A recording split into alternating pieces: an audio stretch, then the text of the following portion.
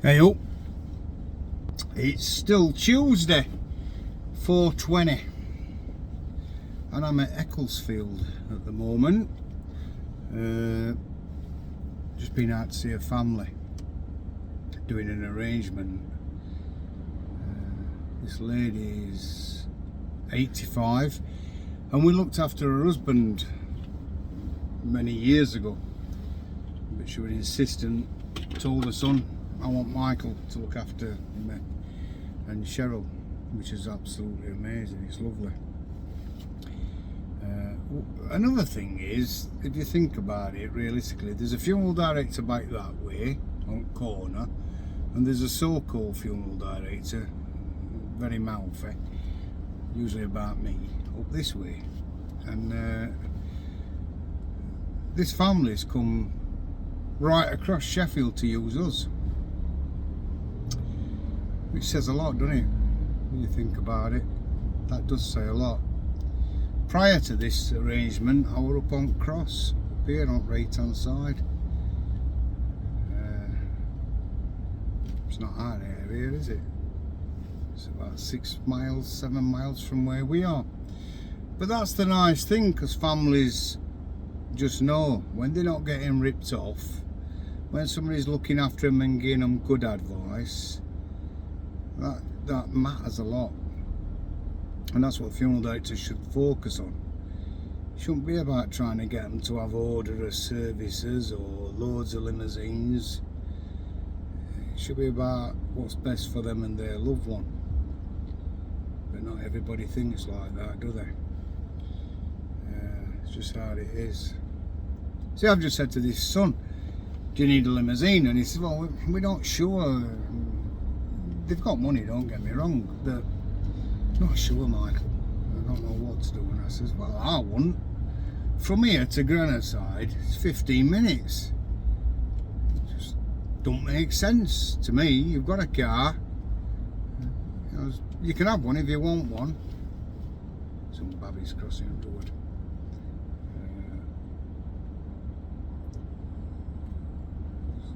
I'm looking at traffic lights. I haven't fallen asleep, don't worry. I didn't want to drive forward and block junction. So anyway, says you can have one, it's not a problem. You can have what you want, but if I were to say, you know, I'll take you to Grenoside now, crematorium, and then bring you back here, and it's going to be X amount, you'd say, I'd rather get a taxi. You don't need to get a taxi, you've got a car.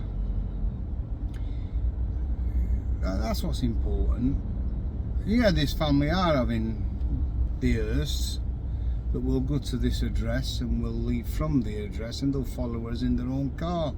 Then they're going back to somewhere called Niagara. That's a copper's place where they go, their place, Sports Soul, whatever it is. It's at Hillsborough. Pointless, really, having putting that down. Oh, I know what you're all thinking, leave that there. No. So it's pointless, isn't it? The funeral's not about the coffin. The funeral's not about limousines or horse and carriages. Yeah, it's nice to have them if you want them. But a funeral's about a person. And when somebody gets to 95, that generation knew exactly what it were to have nothing. They made do and mended. And when they said, oh, we had no, it meant they had no at all. You know, and if they thought how much it were today to hire a limousine or some more expensive coffees, they'd be mortified. They'd be like, what? I think it's nice to always remember that when you're arranging your funeral, and your funeral director is saying, would you like limousines? Because you've got cars. If you don't want to use their limousines, don't use them. You don't need to. Not all funeral directors have limousines, obviously. Passing one now that no limousines, no. We have got limousines, but each family's different. Just you don't go with trend. don't have limousines if you don't need them. That's my advice. You don't need to have a right expensive coffin. Let's be truthful, you're going to see a coffin for about 45 minutes on a day. You're going to have a picture on that coffin, and you're going to have flowers on coffin. You can choose what you want. Don't think, oh, they'll think we're cheapskates, because I don't believe that any funeral director would think that. And everybody's treat with the same amount of dignity and respect, irrespective, it's a big word, isn't it, for me, irrespective of whether they have horse and carriages, 10 limousines, a burial, a church service, overnight service, requiem mass, or a simple funeral. Makes no difference. It's about looking after that person. Sadly, the funeral industry is not regulated, and that is sad, because it is in Scotland. It's regulated. You need a license to be a funeral director. You need to have got equipment to be a funeral director, not an air conditioning unit from B&Q in an old garage what has got mould growing all over walls. And because believe me, that's how some operate. That's it. They open a little place what's got one tiny office that's like a dog kennel, and one little chapel of rest that's full of old second-hand junk furniture. Paint walls cream saying it's been decorated, and an old garage to put people in on an old rack system that they've been scrounging off bloody funeral directors' pages when they're selling the junk stuff. They go on there and buy it. It's ridiculous. You can see I'm not right impressed with being a funeral director at the minute, am I? Well, got to be honest, ain't you? Just got to be straight. The entire industry needs regulating, needs looking at. Should be licensed, without a doubt. And I don't mean qualifications as in NAFD diplomas, because that's just one of their things, a diploma. That don't make you a funeral director. It just means you've sat an exam.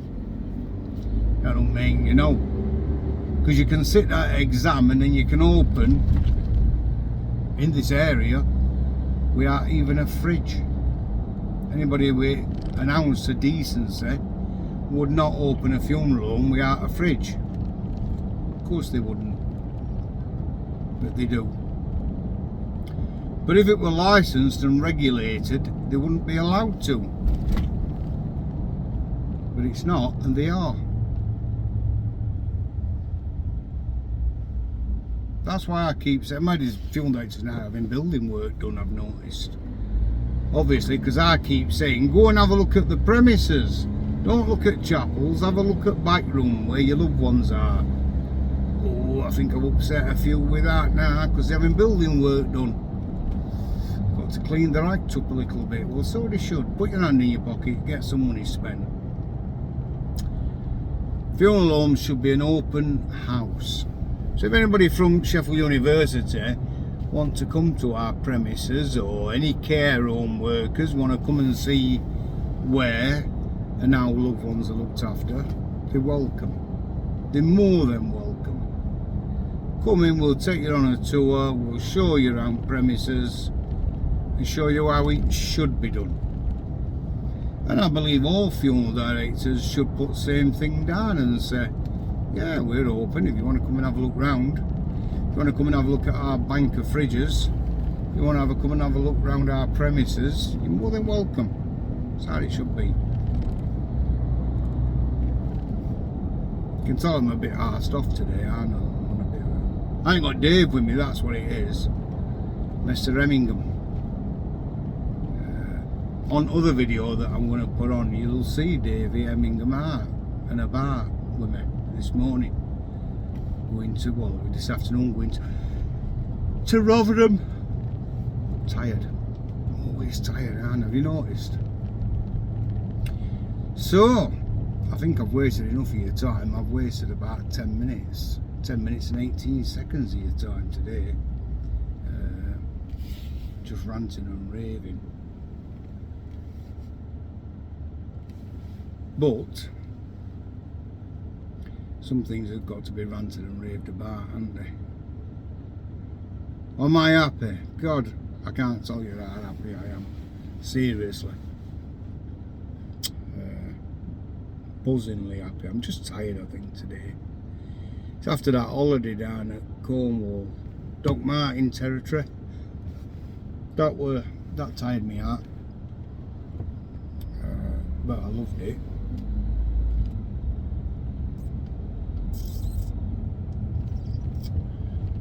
Also, it's not a good week for friends dying. I lost I would say my closest friend, John, earlier, well, at weekend. And I'm gutted. Proper gutted. We're bringing him into care, I think, tomorrow. And I'm dreading it. I might be looking after somebody else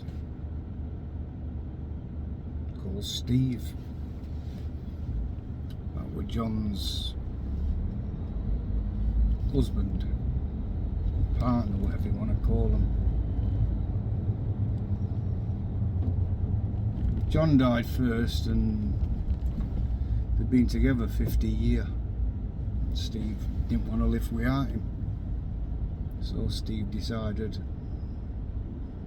they were going to follow him. And well, at the moment it's touch and go with him because he were found. So that's crap. Then Westy, I knocked about with Westy. He's a kid off of Woodford, but a right good kid. Westy's died. Paul, give him his proper name. Now, because I never called him Paul. All years I know him, they're always Westy. And I'm dreading looking after him because he were a genuine, he's only my age, might be a bit younger actually, but he was a genuinely nice bloke. He always had time for everybody. Right nice kid. And he's died. Died at weekend.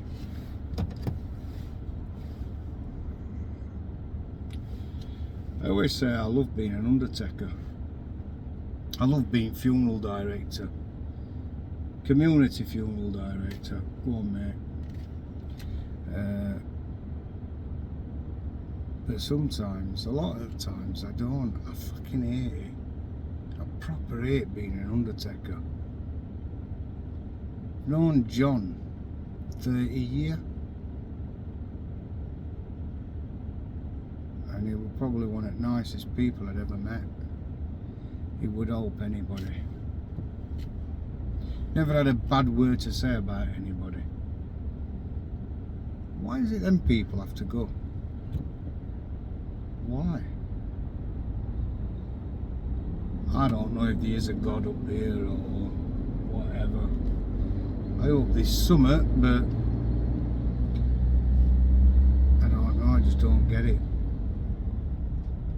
But I understand how Stephen were and how he felt, and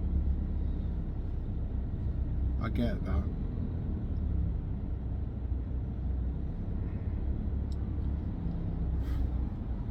When your head's all over the place, this isn't a right good job to be doing. Because all I do is deal with grief at the moment. I don't know. Anyway, I better leave you and let you get off. Don't even know why I put this on, but it's good to put it on.